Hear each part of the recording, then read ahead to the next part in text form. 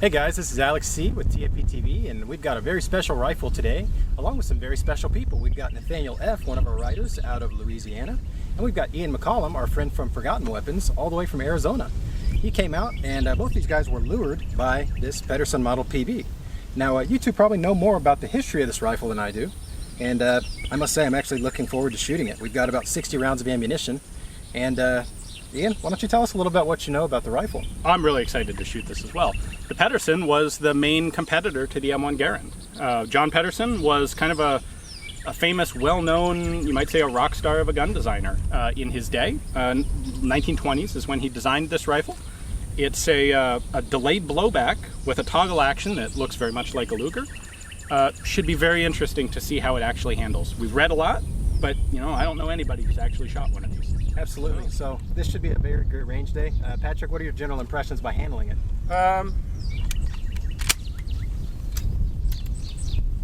It's very, handling friendly, I guess. It handles well. It's light, it's thin, yes. It handles very well. There are a lot of things about it that I like about the rifle, but there are a lot of things that I don't from a soldier's perspective. A lot of things that I think could go wrong. We'll get into that a little bit later. That's interesting. We'll evaluate that for sure. I'd like to hear what you have to say there. A little complex. Let's get Nathaniel. I know Nathaniel's a big John Pedersen fan. You've probably read quite a bit. What do you think so far, just by handling and looking at it? I'm really excited to shoot it. Absolutely thrilled to be out here. And, I've written a lot about the Pedersen, and one of my light rifle articles deals with John Pedersen and sort of his, we'll talk more about that later, but his trials and tribulations trying to get this rifle adopted. But, this is the first self-loading rifle ever approved for adoption by a U.S. Infantry Board. So it was a viable rifle? Oh, yeah, they thought so, and we'll see today. Absolutely. It came really close to beating the M1. It did. It came very close. All I know, guys, is I'm looking forward to shooting this gun, so what do you say we get to it? Absolutely. Absolutely. All right. Let's start. Woo! Been selected to do the accuracy test of the 276 caliber PB Pedersen rifle. Targets are about 50-60 yards out there. I'm going to be shooting 2 5-shot groups at them.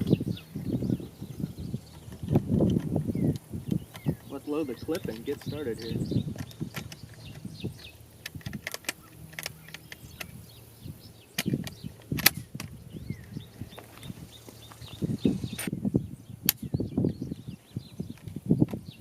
We did not get around in the paper.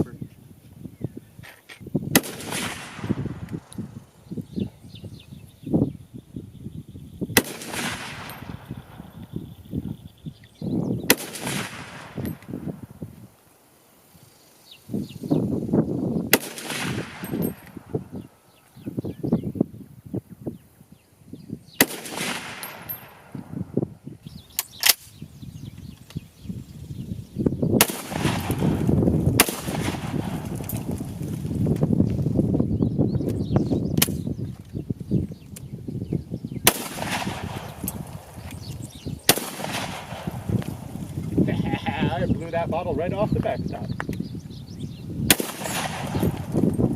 We just shot some groups through the Pedersen PB rifle and 276 caliber, and what do you think, Ian? About what I was expecting, frankly. So about 60 yards, 50 or 60 yards. I had these 3 shots, plus I had 2 more about here. You had these 4, and we should actually say we were both shooting this way. The rifle shoots a little bit high. It's got 1920s styled sights. Yeah. It's zeroed for probably something like 250, 300 meters or yards. So anyway, you had a 5th shot just up above the paper. We both had about a 3 to 4 inch group. 3 to 4 inch group, which for 85-year-old ammunition is not bad at all. And you know what? We're using kind of an improvised rest, and we have a black sight on a black dot. Yeah. I think I'm very impressed with the practical accuracy that I've gotten out of this rifle. Oh yeah, it points well, it handles well, everything in terms of like, I want to hit that thing over there, it allows you to do that. Yeah, exactly. The peep sight works great. For that. I was a little concerned about the peep sight when we started. I thought it fuzzes out, it kind of disappears on you. Turns out, with a little bit of practice, it's a really nice sight. I think it is a really nice sight. The Americans did a lot of work to make their sights really good, and I think Pedersen obviously picked up on that. So yeah. Now it's not quite as instinctively adjustable and easy to adjust as the M1. I would agree. Yeah. It does have windage and elevation adjustments, but the M1's a little bit more, well, frankly, it's more American. It lets you do individual fraction of a minute clicks. Well, it's what we think of as American now. True. Yeah.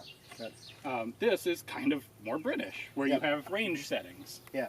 So, Yeah, absolutely. The rifle's really well balanced. I really, really like the way it felt and pointed. The recoil's not bad at all. You can get right back on target. It doesn't really move off the target, especially if you're on a support. yep.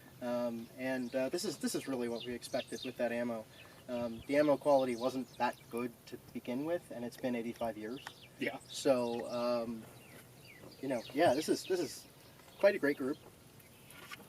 All right, guys. So I'm gonna go ahead and do a little bit of rapid fire.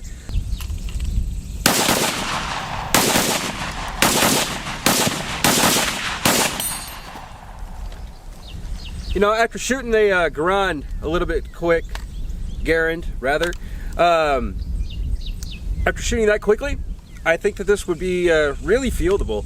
It'd be really controllable, and I think the 10-round capacity would have been a huge asset to soldiers.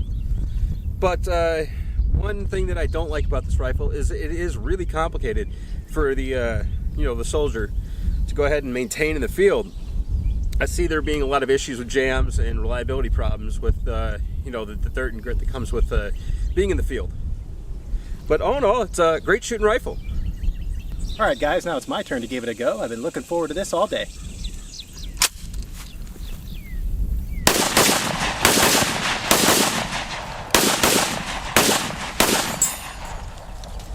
You know, it's got a very funky recoil.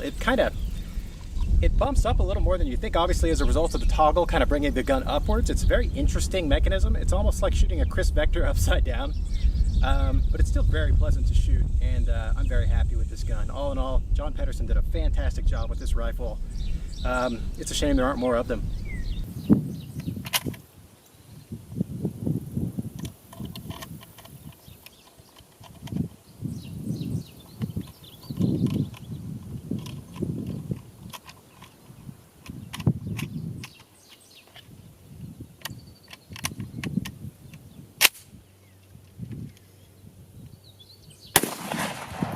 Hit that one.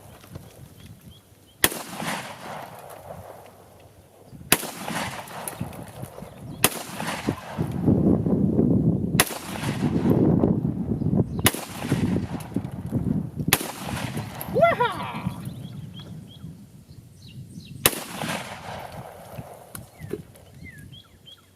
I'm out of targets.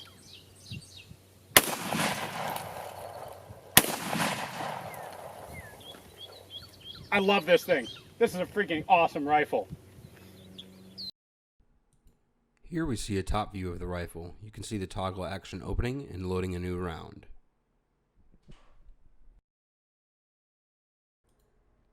We have another view here of the toggle action opening. You can see the spent brass and the end block clip being ejected. You can see that it has a different shape than your standard Garand clip, and it makes a different noise when it's ejected. We want to thank Ian from Forgotten Weapons for lending us his high-speed camera for this shot. We really do appreciate it, Ian.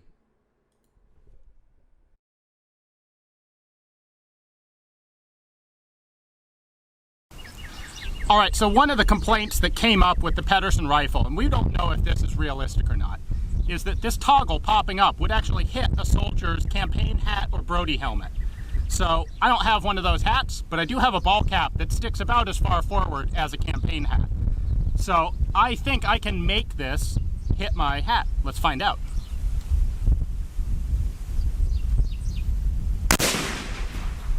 Yeah, that could hit your hat.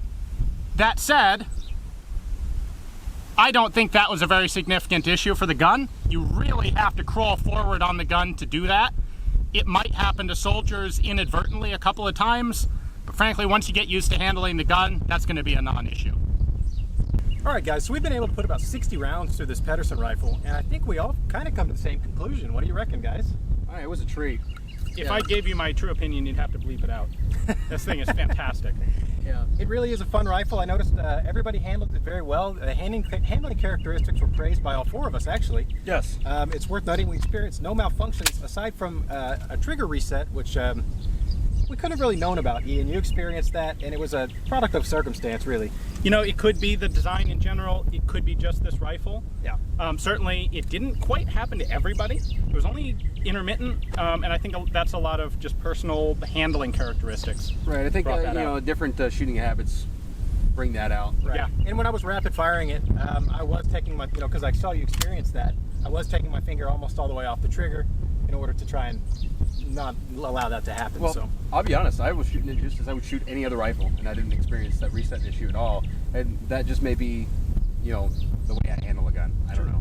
Nathaniel, what did you think? I thought that the gun handled really well, and I think that it's very obvious that compared to everything that came before this, total knockout. Absolutely, 100% total knockout. Yeah, when you put it in the period, that it was invented in, it definitely is a fabulous rifle. And a part of me expected something to fail, like something simple, firing pin breaking or some metal fatigue setting in on a spring. Oh, I was sure we'd have something that would cause this to go completely awry. Absolutely. And it's not like you can file a warranty claim with Vickers and get a new part. So, so I'm actually glad we didn't have anything happen. But all in all, it was a real pleasure having all of you guys out here.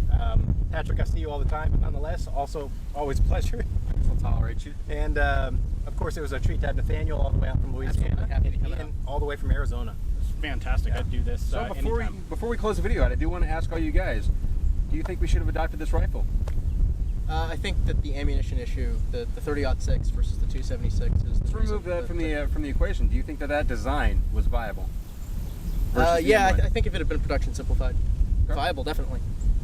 I think it's viable. It would be really interesting to experiment with a 276 caliber M1. I agree. That would be the real test. I agree with both of these guys. It needs a little bit of refinement. There's some features like not being able to eject the clip that I find a little sketchy, although they did fix that in the Pedersen PA model. Right, the very next version they fixed that. So it had a little bit of ironing out, but that happens to every rifle. So I think, yes, it possibly could have had a good run at being an actual service rifle used by the United States. A lot of rifles of this era were clunky. They just had this obvious, not quite all the way finished feel to them. Absolutely. And the Pedersen is an outlier in that. The Pedersen just feels like a fantastic, polished, It's got great like a rifle. strange finesse to it, Yeah. almost.